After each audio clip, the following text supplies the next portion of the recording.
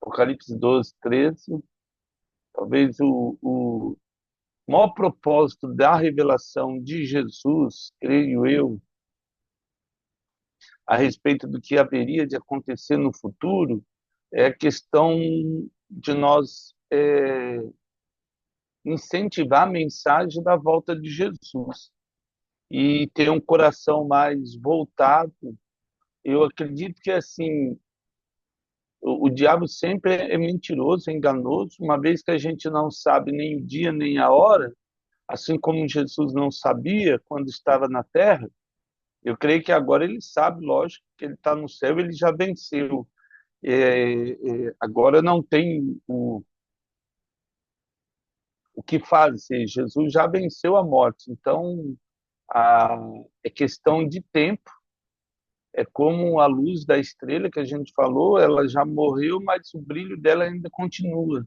Satanás já foi derrotado, mas o brilho dele ainda continua, infelizmente, ofuscando a visão, a nossa visão, muitas vezes, e de muitas pessoas no mundo inteiro. Então, Apocalipse 12, 13, quando, pois, o dragão se viu atirado para a terra, perseguiu a mulher que dera luz a um filho varão, ou seja, perseguiu Israel, né, e ele vai perseguir essa mulher, que é Israel, durante agora os 3 anos e meio que falta da grande tribulação. 1 Tessalonicenses 4,15, vamos lá para 1 Tessalonicenses capítulo 4, verso 15. 1 Tessalonicenses 4,15.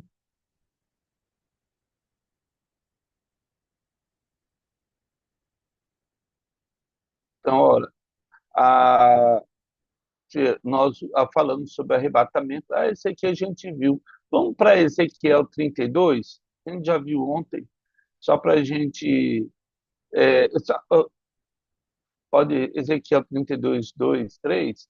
Então, assim que a trombeta tocar, o anticristo vai se levantar aí, mas depois a gente vai falar um pouquinho sobre o anticristo, aproveitar. Então, o verso 2 de 32, ele diz assim, ó, filho do homem, levanta uma lamentação contra o faraó, rei do Egito, e diz, fosse comparado a um filho de leão entre as nações, mas não passa de um crocodilo nas águas agitadas. Novamente aí, águas, guarda aí, águas agitadas, né? Os gentios agitavam as águas, turvando com os pés, sujando os rios. O verso 3 ele vai dizer assim: diz o Senhor Deus, estenderei sobre ti a minha rede no meio de muitos povos que te puxarão para fora da minha rede. Então te deixarei na terra, no campo aberto. E aí ele continua falando do destino de Satanás quando ele é jogado na terra. E te lançarei e farei morar, sobre ti as aves do céu e se fartarão de ti os animais de toda a terra. Ele vai expor Satanás e as mentiras deles. Voltando para Apocalipse 12, verso 14, vamos lá. Apocalipse 12, 14. Apocalipse 12, 14. Então vamos lá. O verso 14. E foram dadas à mulher as duas asas da grande águia, a santidade, né?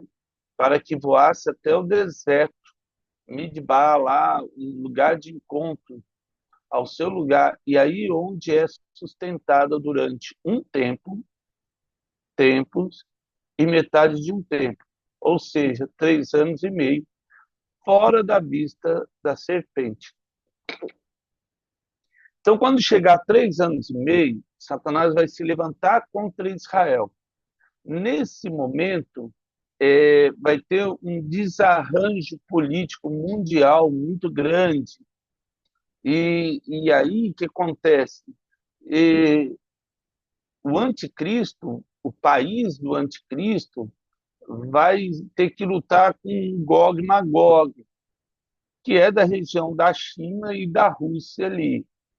Por, e até é interessante, eu não culpo antigamente, porque agora a gente tem uma outra concepção, mas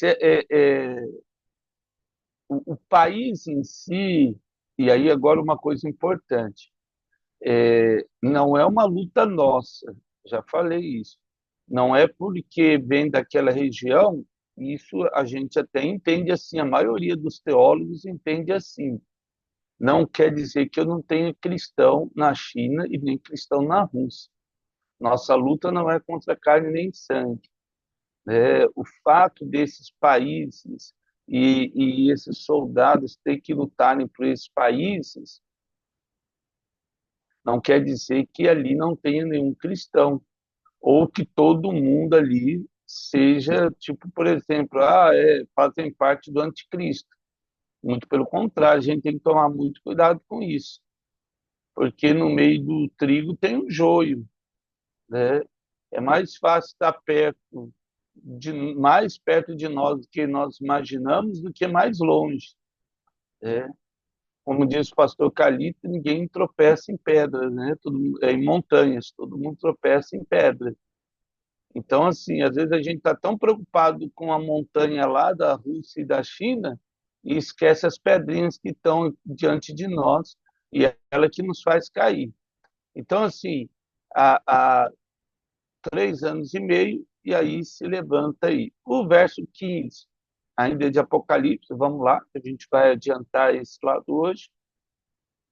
Então a serpente, ou seja, Satanás, arrojou da sua boca atrás da mulher água como rio, a fim de fazer com ela fosse arrebatada pelo rio. Ou seja, ele vai levar uma multidão junto com ele, mentiras, enganos, e para tentar afogar. Sabe quando a pessoa, você se vê no meio de uma trama, que você, meu Deus, parece novela, né? Alguém fala uma coisa aqui, outro fala outra coisa ali, quando você se vê, você não tem nem força para falar, não, peraí, isso tudo não é verdade, mas simplesmente você está envolvido sem perceber em algo ruim. Ezequiel 29, 13, a gente já leu. Vamos ler Salmo 74, 13. Salmo 74, 13, e depois nós vamos ler Isaías. Salmo 74, verso 13. Então, Satanás, que é mentiroso, vai levantar aí umas histórias sobre Israel e o mundo inteiro vai se voltar contra ele. Tu, com o poder, dividiste o mar e esmagaste sobre as águas a cabeça dos monstros marinhos. Ou seja, aí, né, ele está falando sobre. É profético esse salmo, né, sobre o próprio Satanás aí, dividir o mar. É, é, os gentios foram divididos entre o Ocidente e o Oriente. Tudo na Bíblia tem uma coisa profética, né? A divisão do mar é como se assim, ele eram unidos numa coisa só. Quando Moisés vai dividir o mar, ele, os demônios que comandavam, né, parece que teve um desarranjo no segundo céu, e aí houve uma divisão, né, o do hemisfério sul e do hemisfério norte, ou do oriente e do ocidente, né? O que vai acontecer? Eles acabam, a gente percebe isso hoje, né? A questão do ocidente e oriente. Os povos do oriente não se arranjam muito com o ocidente. Até quando começa a mudar, ele fala, estão ocidentalizando aí o mundo, né? Essa questão do capitalismo, esse tipo de mundo. Então, tem dois mundos aí, e agora eles estão se unindo de novo, né? Num único mundo, que é o mundo capitalista aí. Né? Antes parece que tinha uma divisão aí, o socialismo, o capitalismo, e hoje não tem mais. Por isso que eu estou falando, assim, o mundo de novo, os mares estão se unindo como se fosse um só. Isso é bem legal, porque a gente vê Deus, ele faz alguma coisa, agora parece que faz parte aí do processo, essa união satânica aí dos líderes mundiais em prol da destruição da humanidade. Pessoa endemoniada é uma marionete, ela nem percebe isso, né? Como é que o diabo vai ofuscar? Pela ganância, pela luxúria. É difícil, deve existir em nome de Jesus, mas bem difícil um político que não esteja envolvido em corrupção, os líderes aí. Mas amém. Isaías 27:1, vamos lá, tudo isso faz parte, né? Independente de quem está lá, como foi José no Egito, como foi Daniel na Babilônia, nosso papel é orar pelos nossos líderes sem cessar e pedir a Deus a misericórdia das nossas vidas, né? Ó, 27:1, naquele dia o Senhor castigará com sua dura espada grande e forte o dragão, serpente veloz, está falando de Satanás. E o dragão, serpente sinuosa, ou seja, escamosa, que está sempre fugindo, esquivando, né? E matará o monstro que está no mar.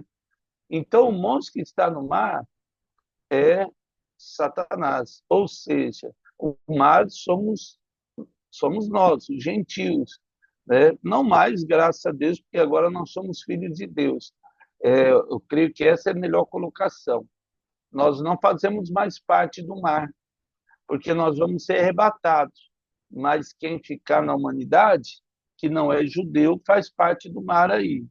Eu, Senhor, a vigio e a cada momento regarei para que ninguém lhe faça dano, né? De noite e de dia. Eu cuidarei dela. Não há indignação em mim. Quem me der espinheiros, falando sobre Israel, pode subir aí, né? Não há indignação em mim. Quem me der espinheiros e abrolhos diante de mim, em guerra eu iria contra eles, juntamente os queimaria. Ou que homens se apoderem da minha força e façam paz comigo, sim, e façam paz comigo. Deveriam, né? Dias virão em que Jacó lançarei raiz, florescerá e brotará Israel, e encherão do fruto. Aí nós temos 1948, o retorno, como diz Jesus, farei uma nação em um dia. Foi quando Israel se tornou nação. A gente falou sobre isso aí. Porventura feriu o Senhor a Israel, como aqueles que o feriram?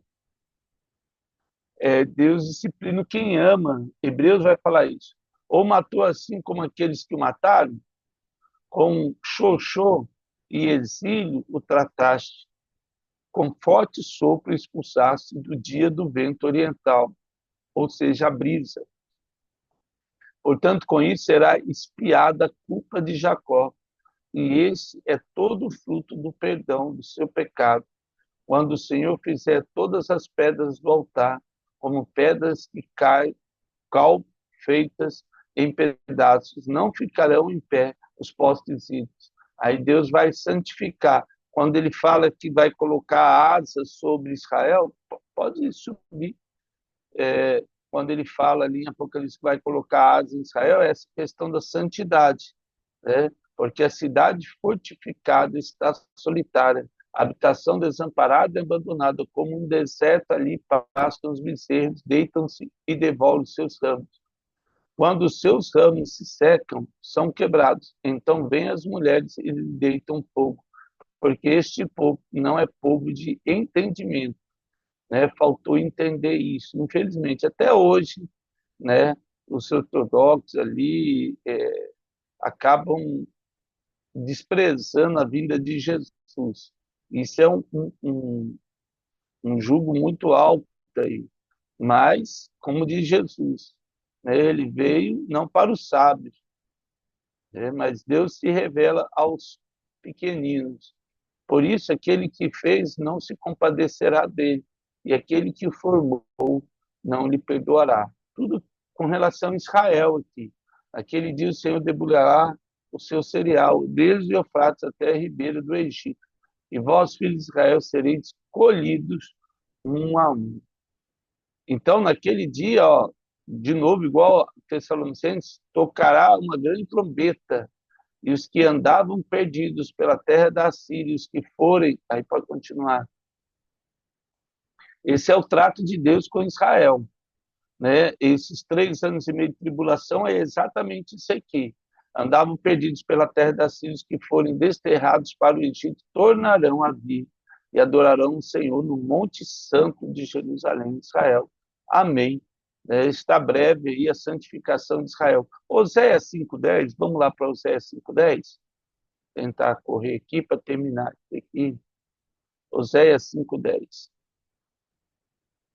O verso 10, ele vai dizer assim: os príncipes de Judá são como os que mudam matos, derramarei, pois, o meu furor sobre eles como água.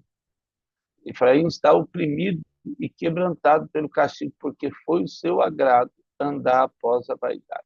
Então ele vai falar das tribos de Israel, essa questão da soberba, essa questão da ganância, essa questão do orgulho, e por isso é quebrado. Isaías 43:2, vamos lá para Isaías 43:2. Isaías 43:2. Esse finalzinho aqui é um trato de Deus com Israel. Lembrando que a igreja já foi arrebatada 3 anos e meio antes. Agora nós estamos em 3 anos e meio para o final. Já passaram-se 3 anos e meio, são 7 anos, a última semana de Daniel.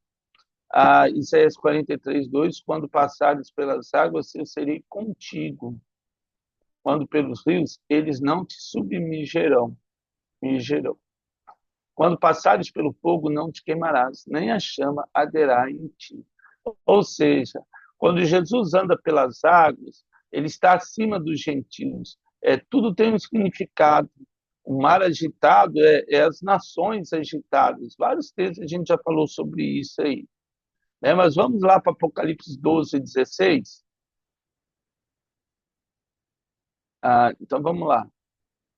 E aí, olha só, a terra, porém, socorreu a mulher. Quem é a terra? Israel. Né? Ou seja, a localização de Israel vai contribuir. Existem duas cidades em Israel, a gente já falou, uma é Petra, né, na região ali, eu vou lembrar da outra daqui a pouco. Essas duas cidades, foi feita uma pesquisa científica e a radiação nuclear não chega nela. O minério existente naquele solo, ele expulsa, né, repulsa é, essa radiação nuclear. Então, a localização geográfica de Israel vai ser o que vai ajudar ela durante o grande desfecho aí.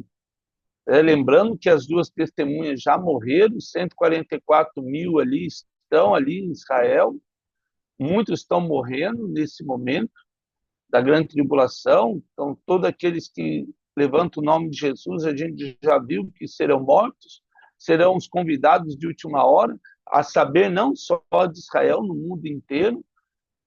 Lembrando que o Espírito Santo não está aqui, a pessoa, para andar nos caminhos do Senhor, vai ter que ser algo tremendo.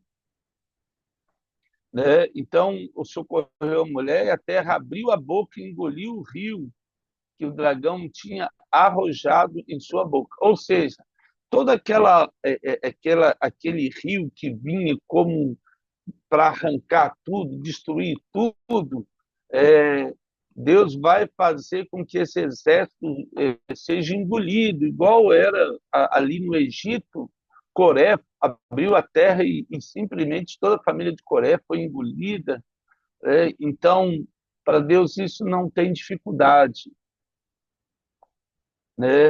A, a santidade de Deus vai perseverar e ele vai engolir todo a artimanha de Satanás. O verso 17, né? Irou-se o dragão com a mulher, ou seja, ficou mais irritado ainda contra Israel, o anticristo vai se levantar contra Israel e foi pelejar com o restante da sua descendência, os que guardam os mandamentos de Deus e têm o testemunho de Jesus, e se pôs em pé sobre a areia do mar. Aí já li o 17 e o 18, é o finalzinho aí, é a areia do mar. Mas vamos ler lá o 17, 1 Tessalonicenses 4:15. Vamos lá, 1 Tessalonicenses 4:15. Então, esse finalzinho aí, né, a batalha do Armagedon e tudo, o verso 15, ora, ainda declaramos por palavra do Senhor, isso é, nós humildes que ficamos até a vinda do Senhor, de modo algum precederemos que dorme, porque o Senhor mesmo, dada a sua palavra de ordem, ouvida a voz do arcanjo e ressoada a trombeta de Deus, descerá dos céus e os mortos em que ressuscitarão primeiro. Todo esse texto aí do arrebatamento. Depois nós, os vivos, pode descer, que ficarmos, né, seremos arrebatados juntamente com ele entre nuvens para o encontro do Senhor nos ares, assim estaremos para sempre com o Senhor. Consolai, pois, uns aos outros com essa palavra. Então, esse é o propósito aí. João 14, vamos lá, verso 15, Evangelho de João 14, 15. Então, o propósito toda hora de trazer essa questão do arrebatamento, lógico que já aconteceu, é para a gente não sabe nem o dia nem a hora, mas cabe. Então, ó, se me amais, guardarei os meus mandamentos. E eu, diz Jesus, rogarei ao Pai e ele vos dará outro consolador, a saber, quando Jesus morreu, desceu o Espírito Santo, a fim de que estejas para sempre convosco. Ou seja, existe uma promessa aí. O Espírito Santo veio para nos dar essa aliança eterna. Nós já temos o Espírito Santo, uma vez que nós reconhecemos como Jesus, nosso Salvador, por meio do Espírito Santo, que nos constrangeu e nos convenceu que éramos pecadores. O Espírito da verdade que o mundo não pode receber. Aí o mundo não recebe, porque não o vê, é aquilo que nós estávamos falando, são ofuscados pelo brilho da estrela de Satanás. E nem o conhece. Vós os conheceis, porque ele habita convosco e estará em vós. Não vos deixarei órfãos, voltarei para vós outros, ainda por um pouco, e o mundo não me verá mais. Falando sobre a morte dele. Aí pode continuar descendo aí, fazendo favor, sabe? Não me verá mais. Vós, porém, aí ele continua, né? Me vereis, porque eu vivo, vós também vivereis. Ou seja, a morte não significa nada, nossa vida é eterna.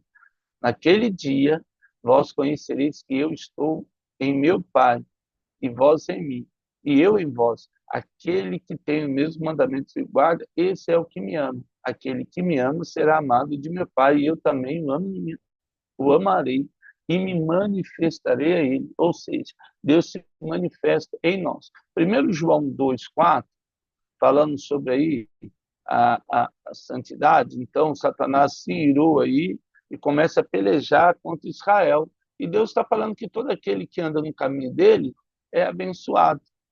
Aquele que diz, eu conheço e não guardo meus mandamentos, é mentiroso, e nele não está a verdade. Aquele que guarda a sua palavra, nele verdadeiramente tem sido aperfeiçoado o amor de Deus, ou seja, é um processo em nossa vida. Nisso sabemos que estamos nele. Aquele que diz que permanece em Deus, e esse também deve, assim como ele andar, né, como ele andou, deve andar assim como ele andou. Vamos lá para o capítulo 3, verso 22, ainda de 1 João, capítulo 3, o verso 22, só para falar aí, a respeito de Israel, a santidade, e para nós também, lógico. Né? O Espírito Santo nos constrange. O 3:22 diz assim, ó, e aquilo que pedimos dele, recebemos, porque guardamos os seus mandamentos. É a intencionalidade, né? E fazemos diante dele o que lhe é agradar. Tudo que agrada a Deus, né, honra ali. Ora, o seu mandamento é esse, que creiamos em um nome do seu Filho Jesus e nos amemos uns aos outros, segundo o mandamento que ele nos ordenou. Primeiro, então, eu creio em Jesus e amo o meu próximo como a mim mesmo, como diz Efésios. E aquele que guarda os seus mandamentos permanece em Deus e Deus nele. Só continuando aí para terminar esse versículo, pode subir aí. E Deus nele. E nisso conhecemos que ele permanece em nós pelo Espírito que nos deu. Ainda o capítulo 5, ainda de 1 João, o 5, verso 2, capítulo 5, verso 2, 5, verso 2. Nisso conhecemos que amamos os filhos de Deus, quando amamos a Deus e praticamos seus mandamentos, porque este é o amor de Deus, e guardemos os seus mandamentos. Ora, os seus mandamentos não são penosos, porque todo que é nascido de Deus vence o mundo. E esta é a vitória que vence o mundo, a nossa fé. Quem é que vence o mundo? Aí pode continuar, só para a gente terminar aí. Quem é que vence o mundo? A nossa vence o mundo, senão aquele que crê ser Jesus, filho de Deus.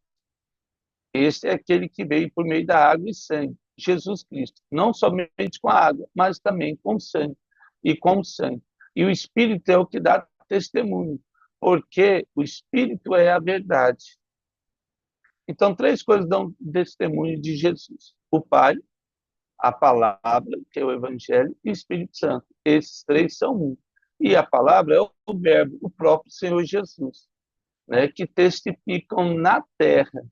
O Espírito, a água e o sangue são três unânimes. O Espírito de Deus, a água que é vida, a fonte e o sangue de Cristo derramado na cruz. Então, tudo isso vai falar sobre santidade. Capítulo, o verso 18, vai dizer assim: e se pôs em pé sobre a areia do mar, lá de Apocalipse. Vamos ver Gênesis 32, 12, sobre a areia do mar. Ele faz essa analogia sobre a areia, ou seja, multidões, né? Quando Deus vai falar da promessa lá de Israel, Gênesis 32. Gênesis 32, verso 12. Né? Só para 32, 12, olha só. E disser: certamente eu te farei bem, e darei a descendência como a areia do mar, que pela multidão não se pode contar. Essa comparação de multidão e areia. Quando o anticristo, o dragão, se põe em pé sobre a areia do mar, ou seja, sobre toda a multidão gentílica, todos os gentios estão debaixo dos pés ali de Satanás. Ele se levanta e, tipo assim, eu que estou no controle agora, eu que mando, e o negócio vai ser por minha conta, assim, o diabo durante a grande tribulação. Graças a Deus nós não vamos estar aqui para ver esse desfecho aí. Oséias 1:10, Oséias 1:10, vou ler só mais dois textos. Oséias capítulo 1, verso 10. Todavia o número dos filhos de Israel será como a areia do mar, que não se pode medir nem contar. E acontecerá que o lugar onde se lhe dizia: vós sois meu povo, se lhes dirá: vós sois filhos do Deus vivo. Olha que coisa tremenda. É, eles deixam de ser povo e passam a ser filho. Lembra que parece uma coisa boba, isso, trocadilho de palavras de Deus, mas não é. Uma coisa é você ser povo escolhido de Deus, outra coisa é você ser filho de Deus, né? Uma coisa é você ser servo, outra coisa é você ser filho. Então, e o mar? Salmos 89, vamos ler só Salmos 89, 9. Queria terminar isso aqui. Salmos 89, 9. Então, só para a gente recapitular, Satanás, no final, vai se aborrecer com Israel, vai se levantar sobre a humanidade, os gentios, contra Israel. O verso 9: dominas a fúria do mar, quando as suas ondas se levantam, tu as amainas, né? Ou acalma ela. Calcasse Raabe, que é Deus do mar, né? O demônio lá, como um ferido de morte. Satanás vai, o anticristo, a gente vai ver, vai ter uma chaga aí. Com o teu poderoso braço dispersaste os teus inimigos. Amém. Tudo esses textos que Deus permite a gente ler e entender um pouquinho, é porque tem vidas que precisam do amor de Jesus, assim como eu e você. Eu creio que o maior propósito de Deus em revelar Apocalipse, o livro de Apocalipse, não é para dizer quem é santo ou quem é perdido. Muito pelo contrário. Eu acredito é para que os santos possam levar o maior número de perdidos até a presença de Jesus. Não importa a nação, porque Deus ama todos de igual maneira, seja no Iraque, no Irã, na China, na Rússia, no Brasil, na Venezuela, na Colômbia. Deus não tem nações, Deus tem filhos. E todo aquele que se torna filho de Deus, ele não é deste mundo. Então, quando eu vivo muito para esse mundo, desse mundo eu vou colher, né?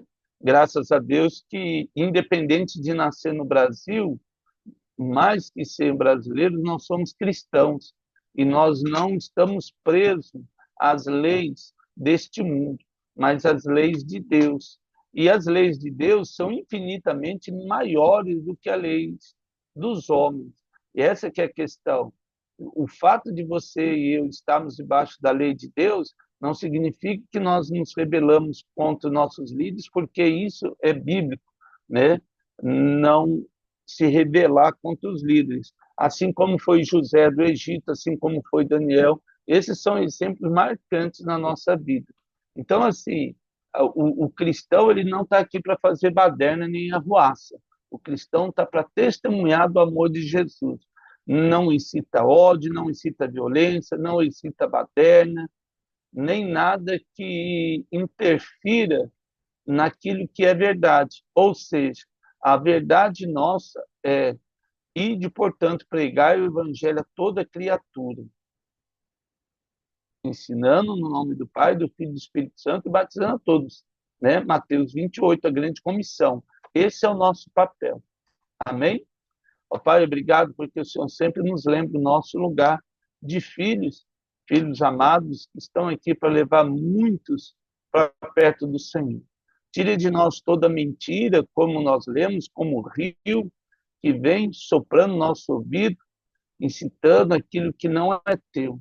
Tira de nós as mentiras de Satanás nesse dia e que possamos pregar o Evangelho de Jesus, orar pelos nossos líderes, orar pelos aqueles que estão próximos e distantes de nós, por aqueles que nos perseguem, pelos aqueles que acham que são nossos inimigos, orar por todos, para que eles encontrem a verdade de Jesus e sejam libertos. E um dia de mãos dadas, ó Deus, possamos subir ao céu. Tenha misericórdia daqueles que estão perdidos nesse mundo, ó Deus. É que eu lhe peço no nome de Jesus. Amém. Que Deus nos abençoe nesse dia de primavera, hein? Amém.